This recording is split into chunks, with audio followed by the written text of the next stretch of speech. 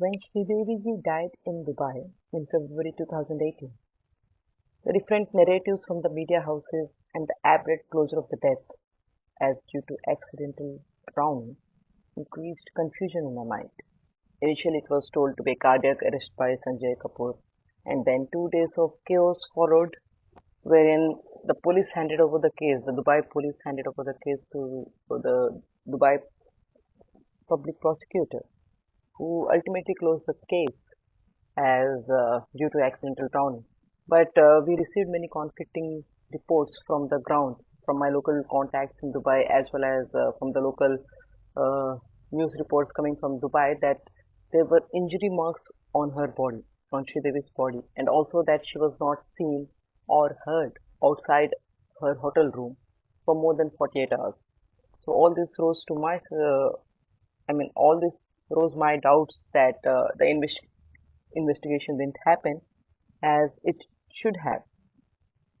Okay. So I had to settle my mind at first and find out what was the exact truth. And I had friends in defense intelligence.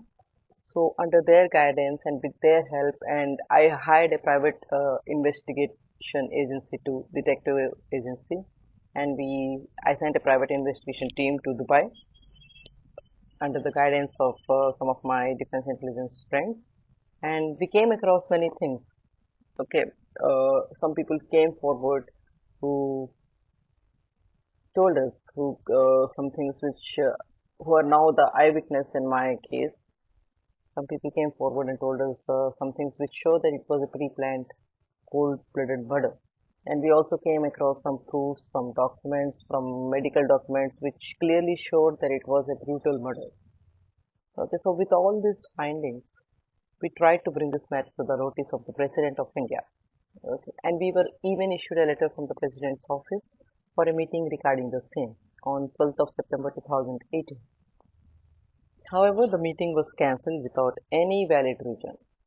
And later we came to know that President Secretary Sanjay Kothari sir played foul, and he was the reason behind the meeting getting cancelled. So as I told you that I had friends in defense intelligence, we even approached our national security advisor, Shri Ajit Doval, with our proofs. Okay, so he offered his personal lawyer, Sham Jindal, to present my case. Okay, and to demand official inquiry to get the truth out based on the case study done by my team. So we filed a petition in the Supreme Court of India with the help of Sham Jindal, and we got our first hearing on 26th of November 2018. Our petition got accepted and we got our first hearing on 26th November 2018. However, I couldn't attend as the date was issued without notice, and I was told that Jindal will take care of it. Then the next date, 13th of December 2018, Christmas vacations got preponed. Next date, 7th of Jan 2019, miscommunication with the lawyer, he couldn't reach me. Next Jane, 18th Jan 2019, it got postponed due to predated hearing of Arushi murder case. Next date of 14th February 2019, it got cancelled because of Pulwama morning. Next date of 16th March 2019, it got postponed due to sudden declaration of documentation day. So frustrated with all these no hearings, okay, I filed a open declaration for sit pro to the Supreme Court of India, and even a sit committee was formed under Advocate General Shankar Reddy. Okay, and the procedures happened under the sit procedures happened under the supervision of then Chief of Army Staff General Bipin Rawat from 21st March to 7th May. So on May 10th, when I was supposed to have my hearing with the sit, the date got cancelled due to miscommunication and non-attendance. Okay, it was when I raised a grievance and I wrote an email to the President of India and to the Supreme Court and to the Indian Army regarding the same. Okay, the screenshot of the mail also I have shared on Twitter. So because of this letter, my grievance about my case was registered and my case was shown as diarized under the grievances section on 12th of June 2019. So for 1 year, people could check it on the Supreme Court website as well, the grievance. So later on May 16, 2019, one of the officers of the SIT committee, Captain Sartaj Ahmed Hussain, he went missing. On the next date, May 26, the head of the SIT committee, Major Kirti Prakash Reddy, she fell ill. So ultimately the SIT committee got dissolved. And then on the next date of 2nd June 2019, we got an open court date. We had filed for an open court clause and we got an open court date. I was told that my lord Jinjal's son got kidnapped. So that hearing we couldn't attend. So in view of all these missings of hearings, I decided to have a second opinion. I approached another advocate, Advocate Akash Kiran, and I filed a declaration demanding intent of closure and opening, and that was when I found that my case has gone into CJD, court jurisdiction desk. This is some kind of cold storage. Okay, it went to the CJD saying that the petitioner was not serious in pursuing the case, questioning my intent. And also it was then that I came to know that around 8 or 9 notices were sent to me. It was showing in the Supreme Court's register that 8 or 9 notices were sent to me, but none of them ever reached me. So with this other advocate's help, I filed many wakalats and appeals to revive my case. Okay, and finally, we could revive it from the CJD and bring it on to the track. But on 29th of June 2019, this other advocate, Akash Kiran, he too stopped responding. So that was when, on 9th July 2019, I decided to give a declaration of Article 32B to represent the case myself as the defense counsel, and with the help of Dr. Ajay Singh Talwar as my legal help. So next week dates we got, coincidentally, they were cancelled because important statesmen passed away. On 20th July 2019, Shira Dixit passed away. On 6th August 2019, Sushma Swaraj ji passed away. On 29th August 2019, Arun Jaitley ji passed away. And the next date, 9th or 10th September, Ganesh Chaturthi leave got extended. We didn't have any dates in October. On 17th November, the date was again shifted because of Rafael hearing. The next date of 9th December 2019, we missed the date again because of an attack on my legal help's family, on Dr. Ajay Talwar's family. So then a lot of things happened. My legal help had to be hospitalized for some time, and in between I tried using many stand-in attorneys, tried to get a date. Well, ultimately, and I also approached ex-judge of SCI, Shri Praful Chandra Pant, who also promised cooperation and who tried to get me a hearing by filing through the judge's window. But ultimately nothing happened. There was a lot of interference from highest officers.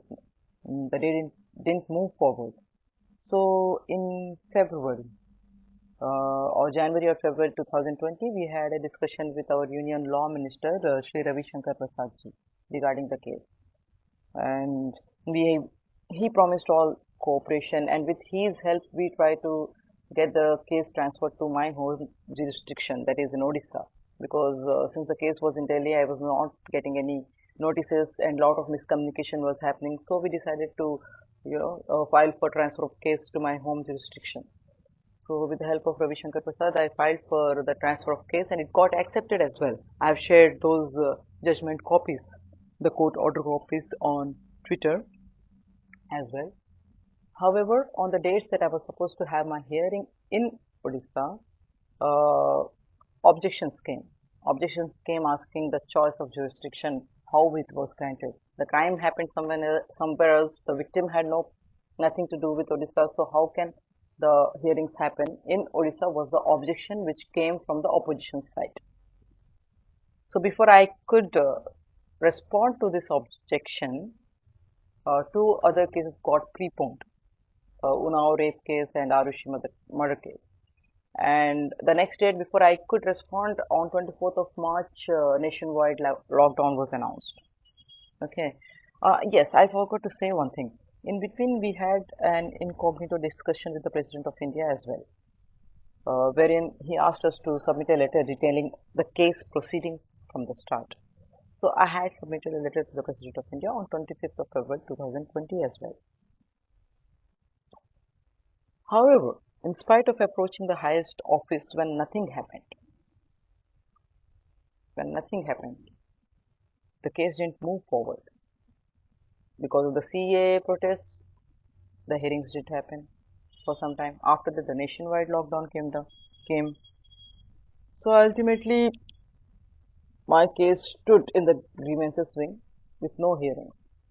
So in August 2020, when the things were coming back to normal, that was when I got the shock of my life. I came to know that our Union Law Minister, who had promised all support of cooperation in January or February 2020, in August he had filed an injunction blocking hearing in my case. And till date, no valid reason has been given for this interference. Okay, and because of this,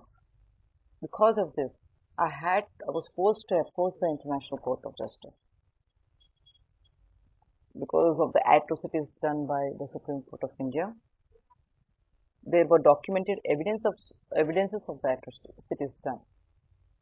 And the strangest thing is that so many developments were happening, but the media was not covering it. The media knew it. We had even approached Arnab Goswami and Deepak Chaurasia and others like Rajasthan Patrika, but all they wanted me to do was submit the proofs that I had with them. And when I was not okay with this, things never moved forward. So I approached her. Right now, the case standing as it is in the International Court of Justice. So, and I'm waiting for my presentation to happen. Once my presentation happens, the case status will be uploaded on the ICJ's website, and people can check for themselves. So, but it's kind of strange that no media is covering such a big development, and it's a matter of great shame that I had to approach an International Court of Justice for justice and truth in the case of a Padma Shri, of a celebrity of our country. It's a matter of great shame for India, in fact. And even in the International Court of Justice, people won't believe interferences are coming from the Queen as well, from United Kingdom. So now people here will ask, where does Queen come here? So let me tell you one thing here, that there is one clause, there is one catch here. A lot of people might not know it. There was a pact signed between Nehru and Lord Mountbatten, which says that the Indian independence is on lease for 99 years till 2046. So actually, seeing the base of our constitution is still the UK, United Kingdom. Okay, India is the part of all those groups where Britain is the part of. So any problem, it gets escalated to the Queen or the UK. So the Queen interfered in the case, asking the ICJ to go slow, as there would be political chaos in the country if this case came to light. And since then, a lot of other interferences have happened too. I will be updating soon.